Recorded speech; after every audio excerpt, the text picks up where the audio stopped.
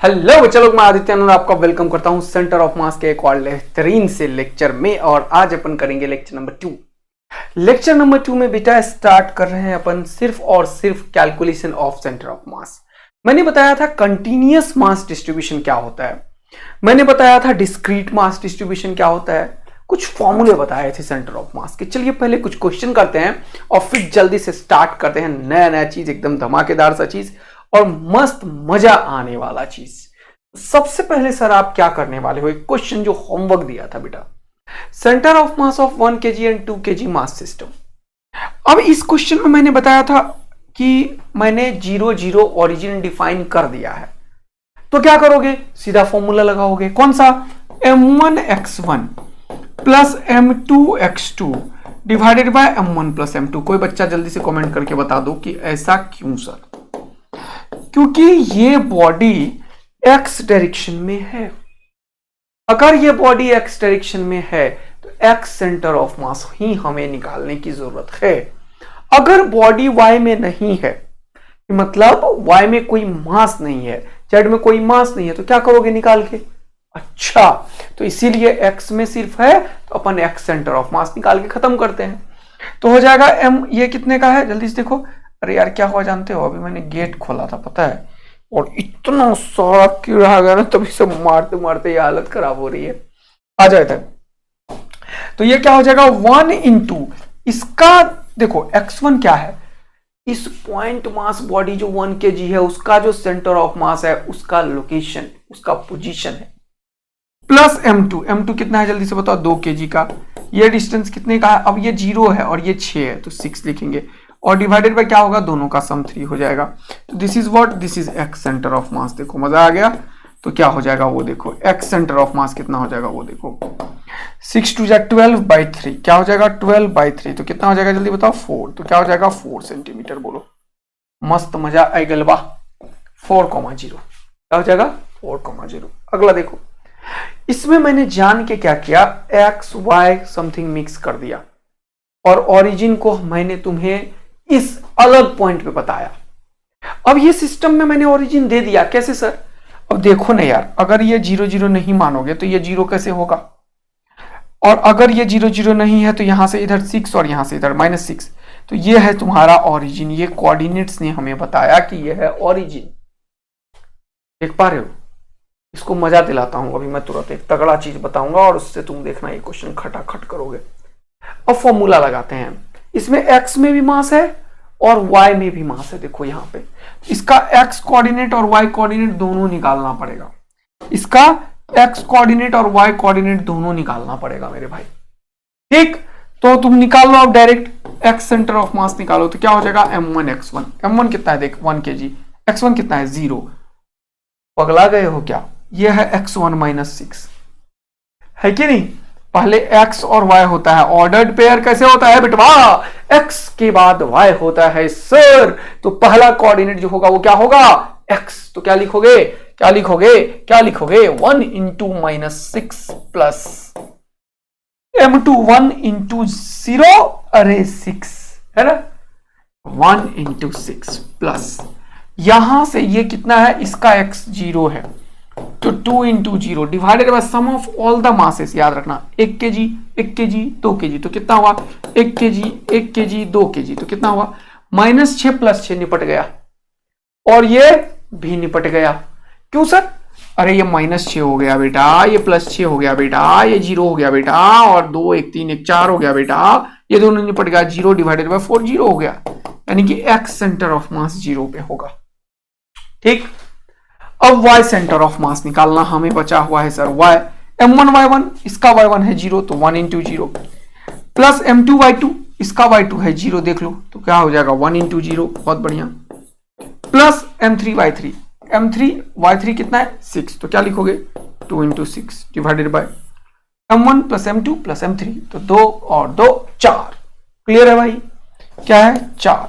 अब ये दोनों निपट चुका है, देखो ये भी 0 है और ये भी 0 है, तो ये हो जाएगा 12/4। कितना हो जाएगा 12/4, तो कितना हुआ आंसर 3। आंसर क्या होगा 3 सेंटीमीटर है तो सेंटीमीटर, या कुछ नहीं लिखा है तो 3 यूनिट्स लिख लेते हैं, सेंटीमीटर क्यों लिखूंगा मैं, 3 यूनिट्स। तो आंसर क्या हो गया x कॉमा y हमेशा आंसर होता है। तो क्या हो जाएगा जल्दी बताओ, x कितना निकला 0, y कितना निकला 3, तो कौन सा आंसर करोगे, बी आंसर कर दोगे।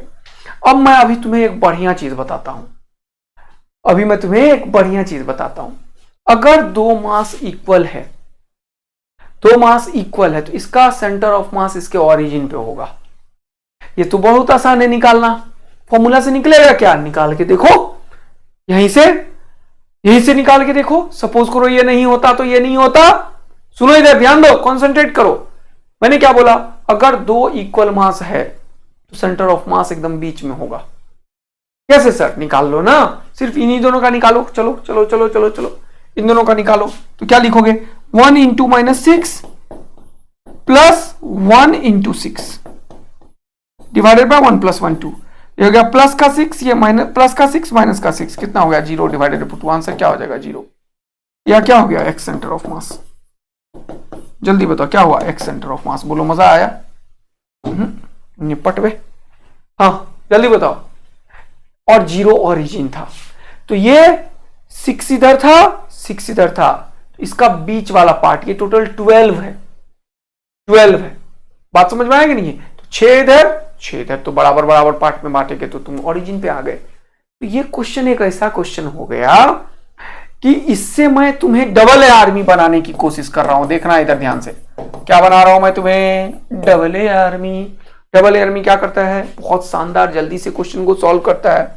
मैंने क्या बताया तुम्हें अभी तुरंत, क्या बताया, ये दोनों बराबर है तो यहां पे होगा, कितना होगा, this is very very important. तो मैंने तुम्हें डेफिनेशन क्या बताया है सेंटर ऑफ मास का भैया, we consider a point where whole mass of the body assumed to be concentrated, whole mass of the body, not a single mass। तो 1 kg को अगर तुम रिप्लेस करो तो 2 kg को यहां रखना पड़ेगा, और 2 kg यहां, 2 kg यहां, दोनों बराबर हुआ तो 3 kg यहां हो गया। बोलो पेन चलाए बिना तुम्हारा आंसर आया 0,3 या नहीं, जल्दी से बता दो, जल्दी से बता दो, जल्दी से बता दो, इतना समय मत लगाओ बेटवा। क्या किया सर आपने, कुछ समझ नहीं आया हमें तो। अरे 1 kg और 1 kg हुआ 2 kg का, दोनों बराबर है तो इसके बीच में लाई करेगा, बीच ही ओरिजिन है। और 2 kg यहां मान लिया और 2 माना नहीं, एज्यूम टू बी कॉन्सेंट्रेटेड होगा, 2 kg यहां हो गया और 2 kg यहां, तो कितना हो गया, बीच में होगा। ये कीड़ा बीच में आया जा रहा है भाई, तो कितना हो गया 0,3। देखो कितना शानदार, बिना पेन चलाए कर लिया तुमने इस क्वेश्चन सॉल्व। कितने लोग इस क्वेश्चन को समझे हैं जरूर मुझे कमेंट करके बताना। सर हम डबल ए आर्मी बन चुके हैं। अब मैं तुम्हें बताता हूं 3 चीज, लीनियर मास, एरियल मास और वॉल्यूम मास। इसका मतलब मेरा इंटरेस्ट अब तुम्हें है, डिस्क्रीट मास तो बताया, अब कंटिन्यूअस मास डिस्ट्रीब्यूशन में। कंटिन्यूअस मास डिस्ट्रीब्यूशन का मतलब क्या है, जैसे कि सपोज करो हमारे पास लाइन है, लाइन ऐसा है, लीनियर मास कैसा होगा, लाइन में मास होगा। लीनियर मास कैसा होगा, लाइन में मास होगा। एक लाइन खींचा मैंने, इसमें मास होगा लाइक दिस, ये लीनियर मास का एग्जांपल है। और सरफेस मास कैसा होगा जल्दी बताओ, एक ये सरफेस, ये देखो, ये सामने वाला, बस सिर्फ इतना सा को ध्यान से देखना, सिर्फ इतने से को ध्यान से देखना, इतने से को, इसको देखो, ये क्या है, इतना सा सरफेस है, इस पे मास है देखो। और वॉल्यूम मास, ये 3D ऑब्जेक्ट है, देखो सब जगह मास है, वॉल्यूम में मास है। आया बात समझ में, जैसे बॉल अभी मैंने तुम्हें दिखाया था, वो क्या होगा, वॉल्यूम में मास है।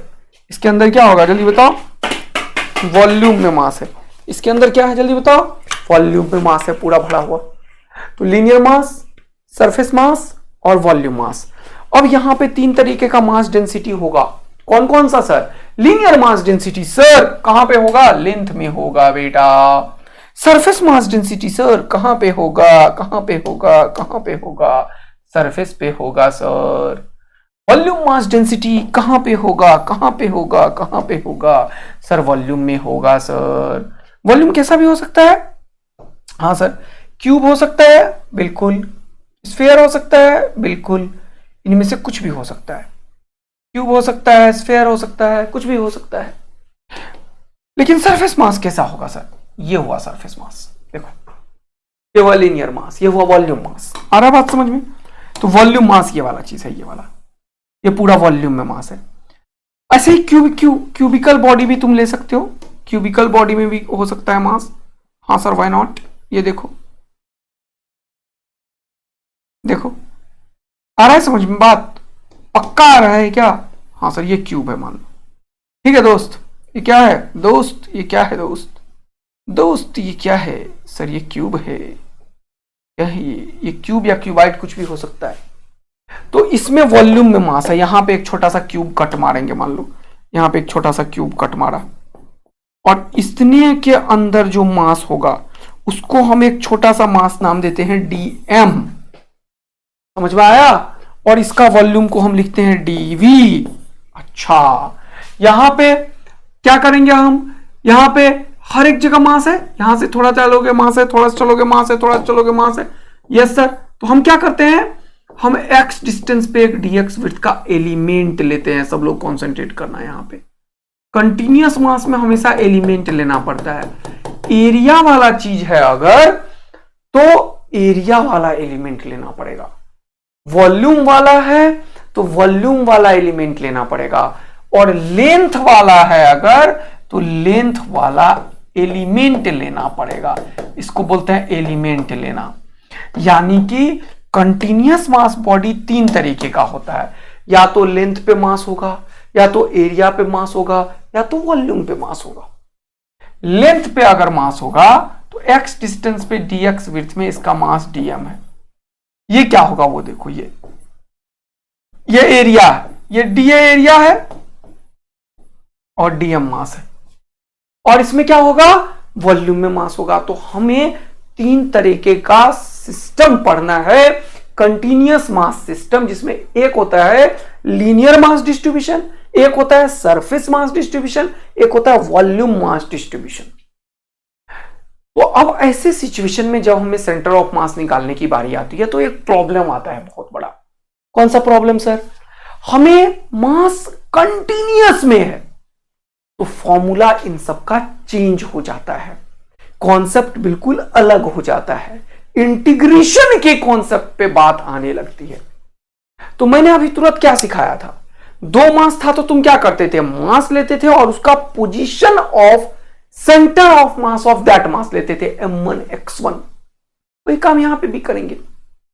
अगर ऐसे कोई लेंथ का कोई मान लो सेंटर ऑफ मास निकालना है, क्या करेंगे, मास लेंगे और इस मास का जो सेंटर ऑफ मास होगा उसका पोजीशन लेंगे ओरिजिन से। तो यहां पे जो फॉर्मूला m1 x1 है वो एक छोटा सा मास dm से कन्वर्ट हो जाएगा। अच्छा, और x इस dm मास का जो सेंटर ऑफ मास है उसका पोजीशन ओरिजिन से है। अगर एरिया में है तो ये dm मास कहां पे है, इस एरिया में है, ये वाला एरिया, रिंग का एरिया। इस एरिया का सेंटर ऑफ मास जो होगा वो लेना पड़ेगा हमें। बात आ रहा है समझ में? यस सर बिल्कुल। तो हमें लीनियर मास, सरफेस मास, वॉल्यूम मास, तीन तरीके का मास और तीन तरीके का मास डिस्ट्रीब्यूशन। तो क्या हुआ, लीनियर मास को डिनोट करने के लिए एक चीज है लैम्डा, जो बोलता है मास बाय लेंथ।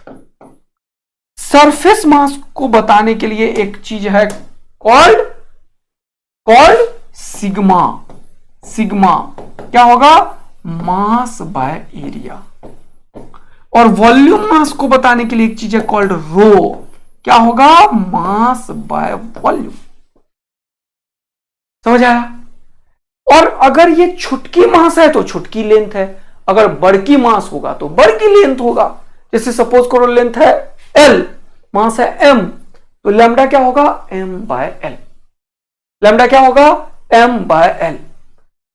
जैसे सपोज करो ये पूरा एरिया है, इसका एरिया है A, मास है M, तो क्या होगा, M बाय A।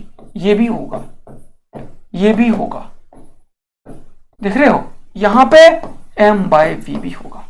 अगर टोटल मास है M, पूरा फील्ड है मान लो, ऐसे पूरा फील्ड है, इसके अंदर वॉल्यूम में है मास। समझ रहे हो ना, गलती तो नहीं करोगे। सब जगह मास है सर, वॉल्यूम में मास है, यहां पे भी सब जगह मास है सर। समझ रहे हो ना, वॉल्यूम में मास है, पूरा का पूरा समझने की कोशिश करना। यहां पे मास है वॉल्यूम में, वॉल्यूम में मास है। ठीक है बेटा, तो हमने तुम्हें तीन तरीके का मास डिस्ट्रीब्यूशन बताया, लीनियर मास, surface mass, volume mass. Linear मास लेंथ के ऊपर मास, सरफेस मास पूरा प्लेट के ऊपर मास, वॉल्यूम मास किसी न किसी वॉल्यूम में होगा। इन तीनों में जब सेंटर ऑफ मास निकालने की बारी आएगी तो हमें एक एलिमेंट लेना पड़ेगा। How to take an element, मैंने तुम्हें बेसिक मैथ्स में भी बताया है और अभी भी बताया कि अगर लेंथ का मास होगा तो x डिस्टेंस पे dx विड्थ का एलिमेंट लेंगे और उसमें जो मास होगा उसे हम dm का नाम देंगे।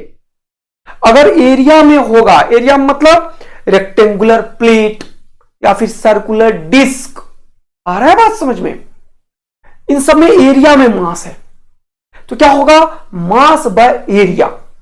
और जब वॉल्यूम की बात करेंगे mass by volume. We have three different kind of mass density. कैसा, linear mass density, surface mass density, area को सरफेस मास डेंसिटी भी बोलते हैं, वॉल्यूम मास डेंसिटी। अब ये सब जब समझ गए तो अब क्वेश्चन आया how to calculate centre of mass. जैसे कि फॉर एग्जांपल कंटिन्यूअस मास है, let us consider we have a rod, let us consider we have a rod, we need to find the center of mass of this system. Let us consider we have a rod और हमें इस rod का centre of मास को निकालना है। हम कैसे करेंगे, तो हमारे पास अब क्या हो गया, m इंटू एक्स पहले करते थे, अब भी वही करेंगे, लेकिन यहां पे एक छोटा सा मास लेना पड़ेगा और उस मास का सेंटर ऑफ मास का पोजीशन। तो हमारा फॉर्मूला कन्वर्ट हो जाएगा dm into x bye integration dm, integration. अब एक बहुत इंपॉर्टेंट क्वेश्चन, ये x क्या है, ये x जो है वो इंडिकेट कर रहा है this x is the centre of mass of dm element from origin. ये x क्या है, this x is position of, this x is position of center of mass of dm element। आया मजा जीवन का, यह है क्या x, x है position of center of mass of dm element। अब वो dm element कौन सा होता है, छुटकी वाला। तो जितने भी कंटिन्यूअस मास डिस्ट्रीब्यूशन है, चाहे वो लाइन है, चाहे वो डिस्क है, चाहे वो रिंग है, चाहे वो सेमी सर्कुलर रिंग है या वो सेमी सर्कुलर डिस्क है, इन सब का सेंटर ऑफ मास कैसे निकलेगा, इसी इंटीग्रेशन वाले फॉर्मूले से। ऑल्दो इन सब का फॉर्मूला बिल्कुल याद रखना है हमें, जो मैं तुम्हें प्रोसेस अभी समझा रहा हूं। तो हम क्या करेंगे बेटा, सर यहां पे ये क्यों लिखा, नीचे क्या लिखते थे हम, सम ऑफ ऑल द मासेस। सम ही तो बताता है, इंटीग्रेशन कंटिन्यूअस सम को बताता है, और ऊपर में मास और पोजीशन को मल्टीप्लाई करते थे, यहां पे भी तो वही किया मेरे भैया। तो तुम्हें ये याद रखना है जो मैंने बताया। इसी तरीके से y सेंटर ऑफ मास निकालना है तो क्या करोगे, integration dm into y centre of mass of dm element divided by integration dm। z centre of मास है तो क्या लिखोगे, integration of dm into z centre of mass divided by integration dm। बोलो मस्त वाला मजा आया तो आग दिल बरसा दो बेटवा, जल्दी से बरसा दो बेटवा, समझ आया। तो अब ये फॉर्मूला लगा के होगा क्या सर, यस, ये रॉड का लेंथ कितना है सर, रॉड का लेंथ है l, मास है m, लैम्डा कितना होगा बेटा, लैम्डा होता क्या है sir, mass by length. Lambda होता क्या है सर, dm बाय dx या फिर m बाय l। अब अगर मैं तुम्हें बोलूं कि x डिस्टेंस पे dx विड्थ का हमने एलिमेंट लिया जिसका मास dm है, x डिस्टेंस पे dx विड्थ का एलिमेंट लिया जिसका मास dm है। अब मुझे इस l लेंथ का जो रॉड है इसका सेंटर ऑफ मास निकालना है। तो सबसे पहला काम था इसका ओरिजिन निकालना, दूसरा काम था ये आइडेंटिफाई करना कि सर ये मास जो है वो कहां लाई कर रहा है। पहले ये बताओ आप बेटा, ये मास लाई कर रहा है कहां पे, x डायरेक्शन में। तो फॉर्मूला सिर्फ कौन सा चलेगा, x सेंटर ऑफ मास वाला लगाओ सर। तो मैं इस क्वेश्चन को सॉल्व कर रहा हूं यहां से, तो मैं निकाल रहा हूं एक्स सेंटर ऑफ मास। क्या निकाल रहा हूं बेटा? एक्स सेंटर ऑफ मास। क्या निकाल रहा हूं बेटा? X centre of mass. तो एक्स सेंटर ऑफ मास जब निकालना है तो क्या करोगे? ये फॉर्मूला यूज करोगे। तो डीएम क्या होगा? Lambda into dx. यहां से निकालो अब इस डीएम को, तो यहां पे लिखो डीएम क्या होगा? Lambda into dx. और ये लैम्डा का वैल्यू बाद में रख देना, ये वाला मास बाय लेंथ। तो जो तुमने लिखा डीएम इंटू एक्स, अब एक एक करके समझो। ये एक्स है क्या? यह है position of centre of mass of DM element. DM के बदले फॉर्मूला लिख देता हूं, एक्स सेंटर ऑफ मास निकालना है तो क्या लिखोगे फॉर्मूला? इंटीग्रेशन डीएम इंटू निपट में DM into x centre of mass of DM element divided by integration DM. ये सब तुम्हें नहीं मिलेगा और इसी पे अगला क्वेश्चन आने वाला है। अगर ये याद नहीं रहा तो निपटने वाले हो, देख लेना, निपटने वाले हो। तो क्या होगा? डीएम का बदले क्या लिखोगे? Lambda dx. तो लिखो ना लैम्डा डीएक्स, बैठे क्यों? और फिर क्या लिखोगे? इस डीएम मास का जो सेंटर ऑफ मास है उसका पोजीशन ओरिजिन से। तो डीएम मास तो एक छुटकी सा मास है, इन्फिनिटिजिमल स्मॉल क्वांटिटी को डी से डिनोट करते हैं। डीएम मास तो सर एक छुटकी सा मास है। अब इस छुटकी से मास का पोजीशन ओरिजिन से एक्चुअल में यही होता है जो तुम एक्स मानते हो, इसीलिए तुम यहां एक्स लिखते हो। इट डजंट मीन वो एक्स ये एक्स है, नो। वो एक्स क्या है? जो एलिमेंट लिया उसका जो सेंटर ऑफ मास है उसका पोजीशन है इस ओरिजिन से। बहुत इंपॉर्टेंट लाइन है ये, बच्चा को बिल्कुल हवा नहीं लगता। और अगला क्वेश्चन मैं करवाऊंगा जब रिंग का डिस्क का निपट जाओगे, तुरंत निपट जाओगे, सब गलत करके आओगे। तो ये x इस बार x ही है क्योंकि डीएम एलिमेंट बहुत छोटा सा है, उसका सेंटर ऑफ मास वहीं पे लाई करेगा और उसका जो डिस्टेंस है वो x ही है, डिवाइडेड बाय इंटीग्रेशन डीएम। अब इस टोटल रॉड का जब मास क्वेश्चन वाला दे दे तब इंटीग्रेशन डीएम का कोई खास महत्व नहीं रह जाता। सीधा डीएम तुम यहां पे लिख सकते हो कि डीएम का इंटीग्रेशन कितना है? m, क्योंकि टोटल मास पता है। लेकिन हमेशा क्वेश्चन में टोटल मास पता नहीं रहता, क्वेश्चन में लीनियर मास डेंसिटी दे देता है लैम्डा। तो क्वेश्चन को कैसे सॉल्व करेंगे? तो लैम्डा का जो वैल्यू है वो उठा के रखना और डीएम को लिखना लैम्डा डीएक्स, तो नीचे भी लिखना फिर लैम्डा डीएक्स। इसीलिए तुम्हें यह फॉर्मूला बताया। मोस्ट ऑफ द बुक में देखोगे लिखा रहता है फॉर्मूला 1/m, इसको m अपने मन से लिख देता, लेकिन तुम्हें मैं नहीं बताया ये चीज लिखना। क्यों? क्योंकि बहुत सारे क्वेश्चन में लेंथ का मास या डिस्क का मास नहीं देता, क्या देता? Linear mass density. हमें अपने मन से इस मास को निकालना पड़ता है उस केस में, इसीलिए तुम्हें फॉर्मूला यही लिखा मैंने, 1/m नहीं लिखा। इसका इंटीग्रेशन m ही होगा सर टोटल मास, लेकिन नहीं लिखा।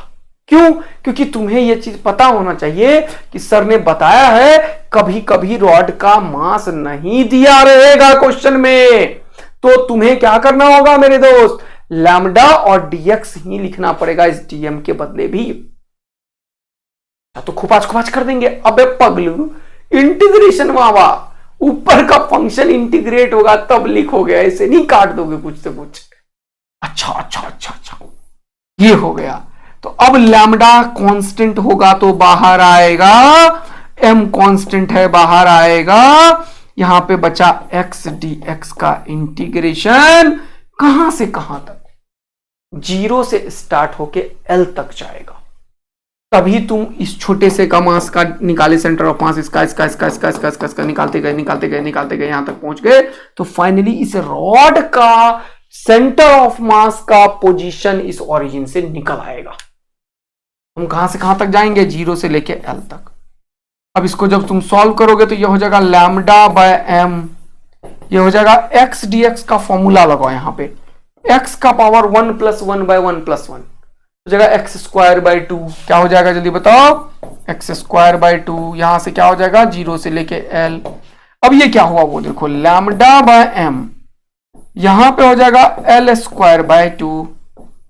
अब लैम्डा का वैल्यू उठा के रख दो एम बाय एल, ये वाला उठा के रखो, लैम्डा का वैल्यू एम बाय एल। चलो यहां से पकड़ो इसको, इसको बोलो चल बेटा कहां पे जा रहे हो?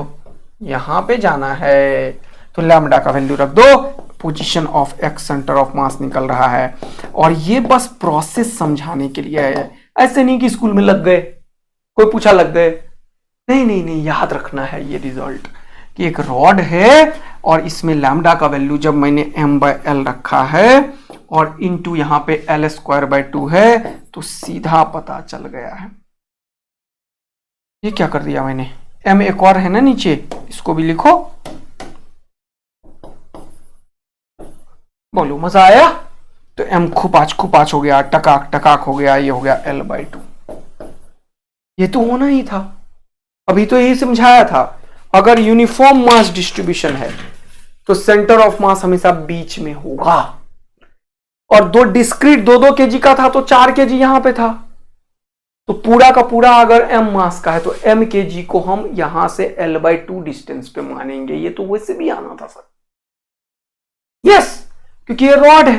लेकिन मैं क्या किया तुम्हें, ये प्रोसेस सिखाना बहुत इंपॉर्टेंट था तुम्हारे लिए अभी, कि how to calculate centre of mass का प्रोसेस सिखाना बहुत इंपॉर्टेंट था मेरे लिए, मेरे प्यारे बच्चों।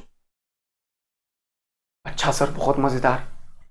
अब क्या, अब तुमने रॉड का पढ़ लिया ना, एक काम करो ना फटाक से, एक काम करो फटाक से, एक काम करो, डिस्क का बनाओ, रिंग का बनाओ, semi circular ring.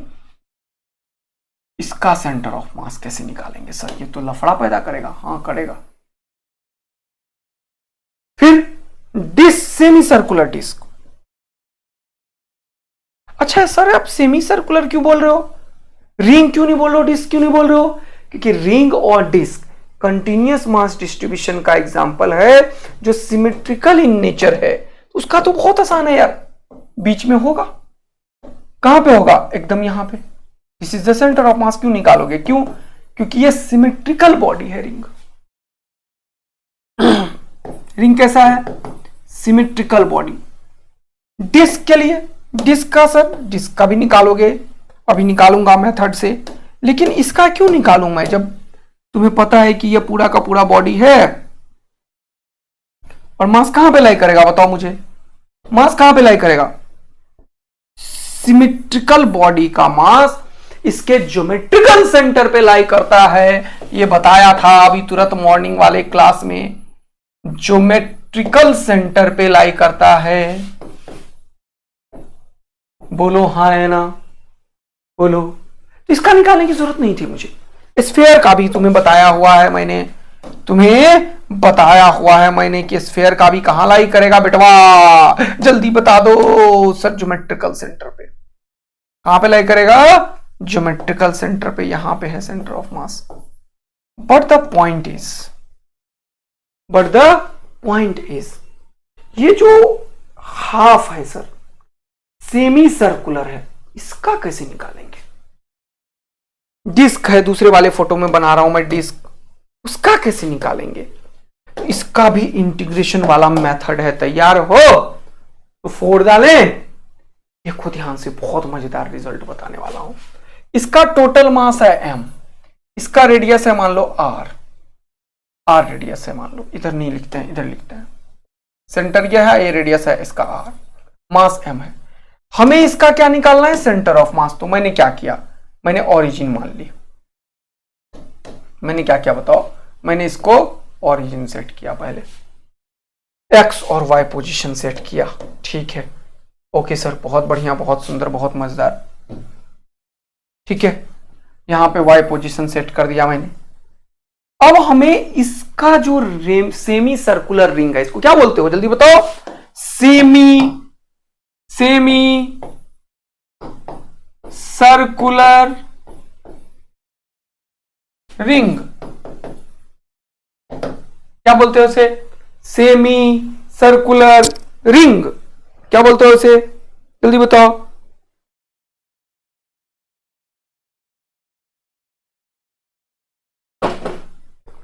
Semi circular ring. तो इसका तरीका क्या है एलिमेंट लेने का? इसका तरीका है एलिमेंट लेने का, यहां से थीटा एंगल पे एक डी थीटा का एलिमेंट लो। ये जो एलिमेंट है डी थीटा वाला, जरा देखना, इसका जो लेंथ होगा वो ले लो तुम ये वाला।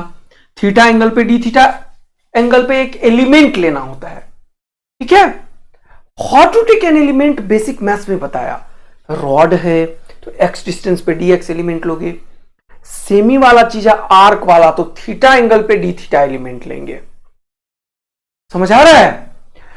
तो अब ये जो एलिमेंट है ये लेंथ की तरह है, देखो लेंथ है ये टोटल, तो लेंथ को हम dx लिखते हैं। तो इसका जो लेंथ मैंने बोला है अभी तुरंत, ये लेंथ कितने के बराबर है? dx के बराबर।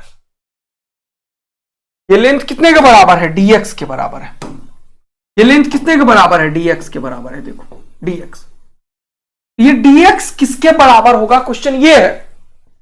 तो यहां पे जो लैम्डा होगा हो जाएगा मास बाय लेंथ। लेंथ कितना होगा जल्दी बताओ? टोटल है 2 पाई आर, ये कितना होगा? पाई आर। कितना होगा? पाई आर। कितना होगा? पाई आर। है कि नहीं? लेंथ पे ही तो मास है। अरे यार तुम लोग समझ नहीं रहे हो क्या? ये जैसे ये है, ये मान लो, ये इसको मोड़ दिया ऐसे, नीचे मत देखो, नीचे मत देखो, ये ज्वाइंट है, ये घर में क्यों आया मुझे पता नहीं है यार। ये देखो ऐसे तोड़ दिया मैंने, ये ज्यादा बढ़िया ऐसे बनाना है, देख रहे हो तो ये एकदम मस्त। यस, लेकिन सेमी सर्कुलर नहीं बनाया सर आपने, पैराबोला बना दिया है। तो ठीक है, ओके, समझ आ रहा है तुम लोगों को? तो ये क्या है मेरे भाई, जल्दी बताना। ये यहां पे यहां पे यहां पे यहां पे लेंथ में है ये, इसलिए मास बाय टोटल होता है 2 पाई आर लेंथ, इसलिए आधा लिखा पाई आर। अब ये जो छुटकी सा मास है वो तो यहां पे है ना सर? हां। अब इस मास का सेंटर ऑफ मास निकालो एक्स में और वाई में, क्योंकि ये एक्स में भी है और वाई में भी है। और फिर फॉर्मूला लगाओ, फिर उसे इंटीग्रेट करो, कुछ कुछ करो। अब एक क्वेश्चन समझना, सर ये जो सेमी सर्कुलर रिंग है, ध्यान से, कंसंट्रेशन लेवल हाई होना चाहिए। सर ये जो सेमी सर्कुलर रिंग है, इसका जो एक छोटा सा मास है उसका ओरिजिन से एक्स भी है और वाई भी है, इसीलिए ऐसे एलिमेंट का एक्स कोऑर्डिनेट और वाई कोऑर्डिनेट दोनों निकालना पड़ेगा। लेकिन फिर से एक गेम खेल देता हूं मैं, फिर से एक मैं गेम खेल देता हूं बेटा। यहां पे एक्स में सिमेट्री है, जितना इधर है उतना ही इधर है। एक्स बिल्कुल कहां पे लाई करेगा? इसी लाइन में लाई करेगा, तो एक्स निकालने की आवश्यकता नहीं है। लेकिन अगर मैं एक्स निकाल भी लिया फॉर्मूला लगा के, तो पता है क्या आंसर आएगा? 0। अगर मैं इसे ओरिजिन माना हूं तो, अगर मैं इसे ओरिजिन मान लिया बेटा, इस पॉइंट को ओरिजिन मान लिया बेटा, तो जानते हो एक्स कोऑर्डिनेट क्या होगा? 0, क्योंकि जितना इधर है उतना ही इधर है। तो हम इसीलिए एक्स सेमी सर्कुलर रिंग के केस में निकालते ही नहीं है। हम बोल देते हैं ये सिमेट्रिकल है, हम बोल देते हैं ये सिमेट्रिकल है, आधा इधर है आधा इधर है, तो बिल्कुल बीच में लाई करेगा। अब हम क्या निकालते हैं? हम निकालते हैं वाई सेंटर ऑफ मास। हम क्या निकालते हैं? Y centre of mass. तो जब तुम लिखोगे वाई सेंटर ऑफ मास निकालने के लिए, तो तुम करोगे integration dm into y centre of mass of dm element. ये जान के इसे लिखता हूं मैं, डिवाइडेड बाय इंटीग्रेशन dm। अब dm क्या होगा सर इस केस में? तो dm क्या सिखाया था अभी तुरंत तुम्हें? Lambda into dx। अब इस केस में एक एक्स्ट्रा चीज है। क्या एक्स्ट्रा चीज है? ये जो dm है वो इसका है, इसका है कि नहीं मास? अब ये जो dm है वो dx एलिमेंट पे जो मास है वो है। ये जान के ये विड्थ बढ़ गया है, विड्थ थोड़ी होगा यार, विड्थ थोड़ी हो सकता है यहां पे, ये ऐसा है, ऐसा, ये देखो ये पेंट जो गया व्हाइट वाला, इसका मास हम निकालना चाह रहे हैं। तो ये हो गया लेंथ, ये हो गया एंगल, तो तो इसको ध्यान से सीखो आप। ये हो गया लेंथ, ये हो गया एंगल, ऐसा ही है ना। ये एंगल कितना है डी थीटा, ये कितना है रेडियस आर, ये कितना है dx। अब इस dx का भी वैल्यू निकालना पड़ेगा हमें। तो एक फॉर्मूला है, क्या फॉर्मूला है sir, theta angle is equal to arc length by radius. कितनों को याद था जरूर कमेंट करके बताना। Theta is equal to arc length by radius, basic maths में पढ़ाया था। Theta is equal to l by r, ये फॉर्मूला होता है। तो यहां पे बेटवा ये जो dx है वो किसके बराबर हो गया, आर डी थीटा के। ये dx किसके बराबर हो गया, आर डी थीटा के। बोलो कितने लोग मेरे साथ हो, एकदम जल्दी से वाई टाइप कर दो, आग लगा दो, दिल बरसा दो। यस सर, सब एकदम मेरे खोपड़ी में एकदम घुसा जा रहा है। तो यहां पे हमें समझ में आया कि ये वाला dx यहां आया, dm का वैल्यू क्या हो गया, lambda into r into d theta. और ये चीज को अपन इस dm के बदले रखेंगे लैम्डा आर डी थीटा, और लैम्डा का value m by pi into r भी रखेंगे। अब देखना गेम ऑन हो चुका है मेरे प्यारे बचवा। ये हो गया lambda r d theta. Sir ये तो डीएम के बदले हुआ ना। हाँ मेरे प्यारे, सर ये वाई सेंटर ऑफ मास में क्या लिखेंगे आप, अब वाई लिख के देखो, भूत भगा दूंगा मैं। वाई सेंटर ऑफ मास किसका था, याद करो वो दिन जब तुम्हें सिखाया था। This is position of centre of mass of DM element. मैंने x लिखा तो x position of centre of mass of DM element. अगर मैं यहां y लिखा तो y centre of mass of DM element. मतलब ये जो एलिमेंट तुमने लिया है, इस एलिमेंट का y पोजीशन क्या होगा ओरिजिन वाले लाइन से। तो एक्चुअल में ये लेना होता है। अब आया तुम्हें, इतनी देर से क्या बढ़ाने की कोशिश कर रहा था।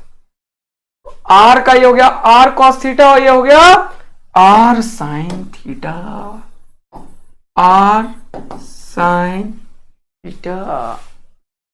हो गया lambda r d theta into r sine theta, और डिवाइडेड बाय डीएम का इंटीग्रेशन हो गया एम। बोलो मस्त मजा आया क्या, डीएम का इंटीग्रेशन हो गया एम। तो जब इसको तुम सॉल्व करोगे तो लैम्डा बाहर, आर और आर स्क्वायर बाहर, साइन थीटा डी थीटा। तो lambda y centre of mass हम निकाल रहे हैं, देखो ध्यान से।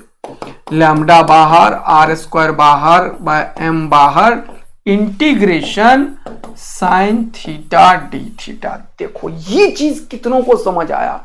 अगर इतना रत्ती भर भी किसी को नहीं आया तो तुरंत से बैक करो, जहां से वीडियो स्टार्ट हुआ इसका उसको स्टार्ट करके इस सबको समझो, नहीं तो निपट जाओगे और मैं तुम्हें पेट में भोटी निकाल दूंगा, पेट चीर के। समझ में आया कि नहीं आया, पहले डॉक्टर मैं ही बनूंगा तुम्हारा और इंजीनियरिंग लगा दूंगा अपना मैं। तो बस समझ जाना तुम क्या होने वाला है। तो बेटा अगर तुम्हें रत्ती भर भी दिक्कत है किसी पॉइंट को तो 2 बार सुनो। लैम्डा का वैल्यू जो मैंने रखा है वो उठा के पटक दो, m by pi into r रखो, यहां पे रखो जल्दी से, m बाय पाई आर। ये m नीचे वाला है नीचे रखो, ये आर स्क्वायर ऊपर है ऊपर रखो, ये वाई सेंटर ऑफ मास है वाई सेंटर ऑफ मास रखो। अब साइन थीटा का इंटीग्रेशन क्या होगा, आधे लोग गलत कर चुके हैं। साइन थीटा का इंटीग्रेशन माइनस कॉस थीटा होता है, गलती बिल्कुल भी मत करना। और लिमिट कहां से कहां तक जाएगा ये देखो, ये एलिमेंट यहां से शुरू हुआ है तो यहां पे 0 डिग्री का एंगल है, क्योंकि जिसके पीछे डी लगा होता है वो वेरिएबल होता है। Theta angle is the variable है, तो थीटा एंगल यहां पे वेरिएबल है। वो 0 से शुरू हुआ, चलता गया, कहां तक गया कहां तक गया, पाई बाई 2 90 डिग्री, टक टक टक टक टक टक पाई। तो 0 से लेके जब तक तुम इस थीटा को घुमाओगे नहीं यहां तक, तब तक पूरा एलिमेंट कवर नहीं होगा। कहां तक घुमाए तुम, 0 से लेके पाई तक घुमाए सर, तो लिमिट क्या होगा 0 से लेके पाई, 0 से लेके पाई। अब यहां पे कर दो, ये हो गया आर से खुपाच खुपाच टकाक टकाक, यहां पे बचा आर, यहां पे बचा पाए, लिख लो आर बाय पाए। ये माइनस को बाहर फेंक देता हूं मैं, यहां पे लिखो कॉस का लिमिट थीटा पे है तो cos pi minus cos zero.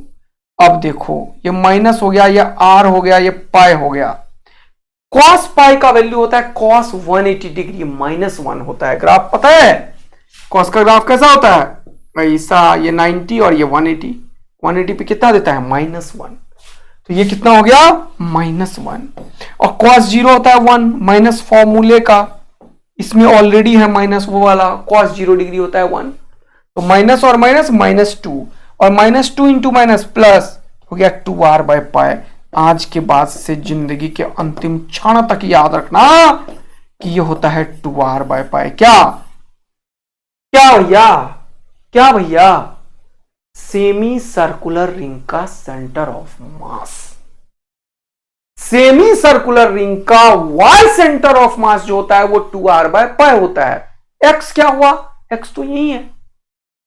तो जब तुम्हें मैं फोटो बनवा दूं तो सेमी सर्कुलर रिंग का सेंटर ऑफ मास बिल्कुल इस पे लाई करेगा, और वो कितनी दूरी पे लाई करेगा, ये हो गया x और ये y, तो ये हो जाएगा 0, ये है, इससे यहां पे लाई करेगा, जिसका वैल्यू कितना है जल्दी बताओ, इस y का वैल्यू कितना है, y सेंटर ऑफ मास कितना है इसका 2r by pi, where r is the radius of semicircular ring. बोलो मजा आया, बोलो, याद रखना है 2r बाय पाई।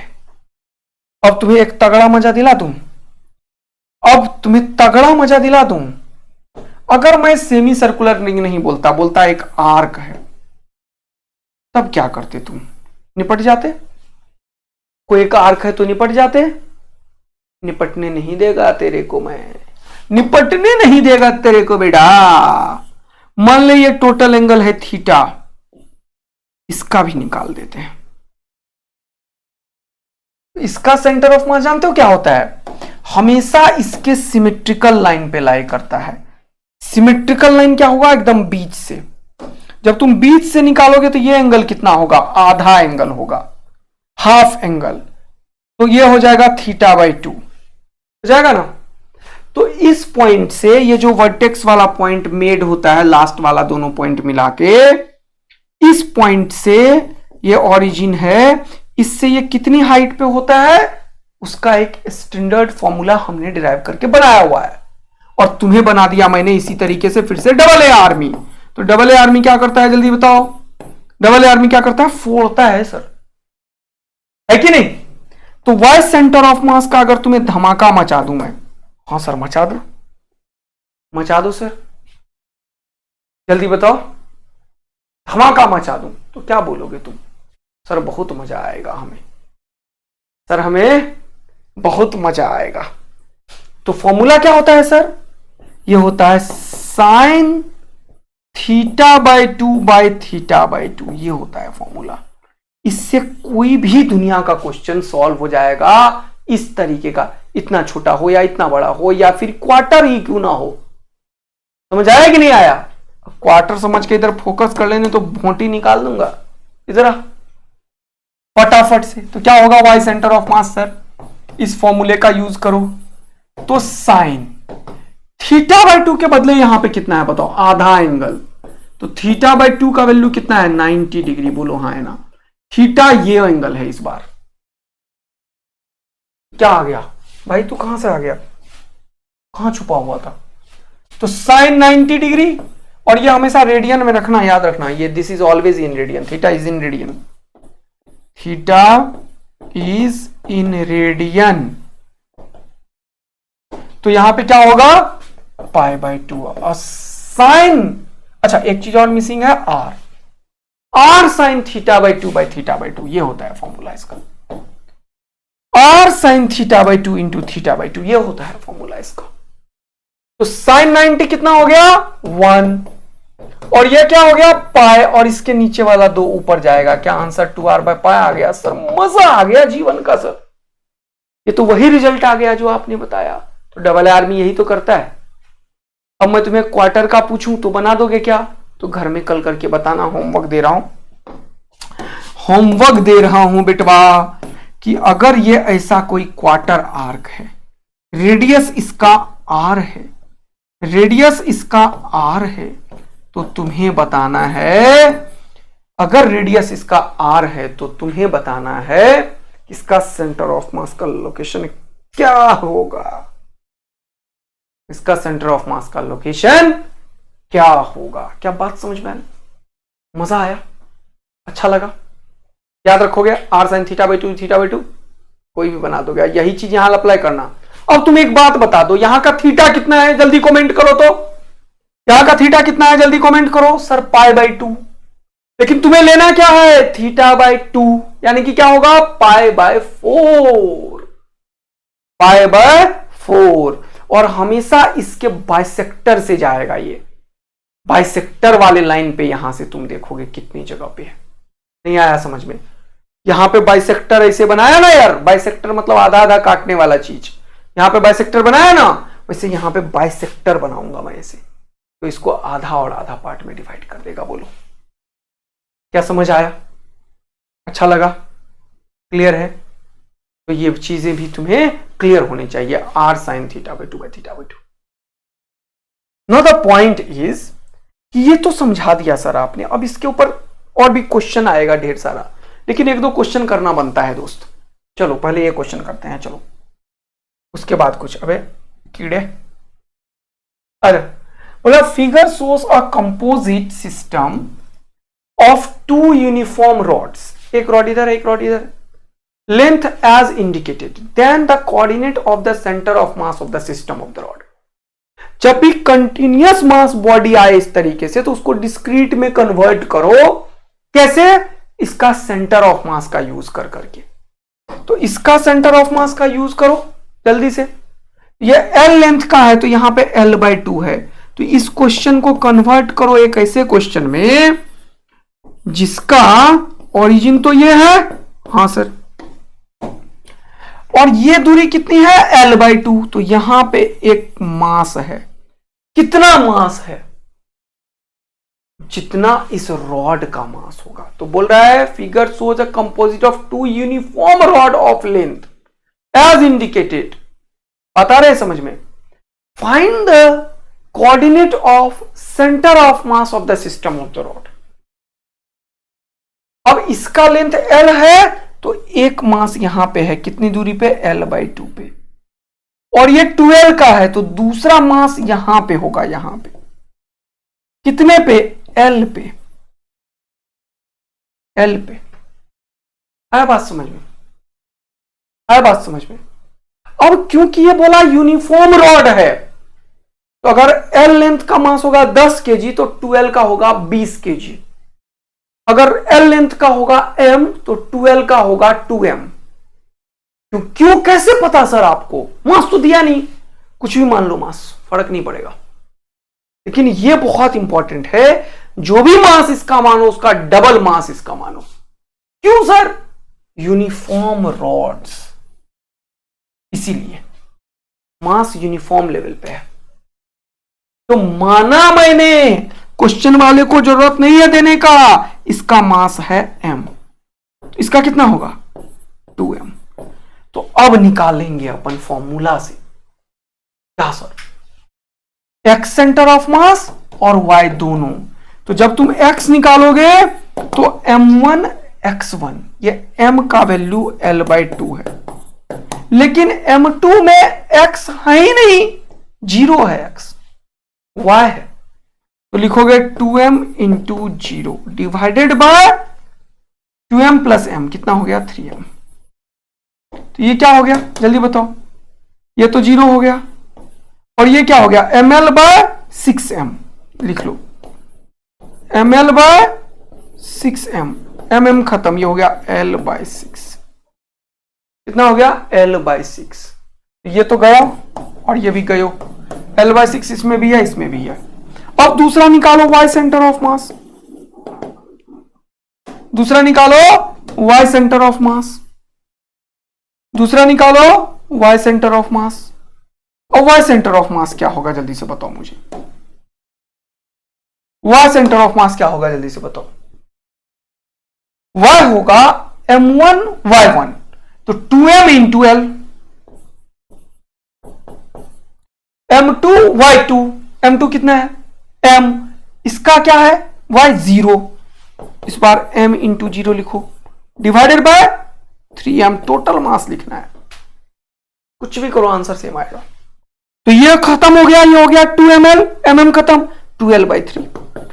कितनों को मजा आया, m और m खत्म हुआ, ये तो पहले ही खत्म हुआ 0 से मल्टीप्लाई करके, और ये हो गया 2l/3, तो ये हो गया 2l/3। आंसर क्या हो गया ये वाला, क्या समझ आया?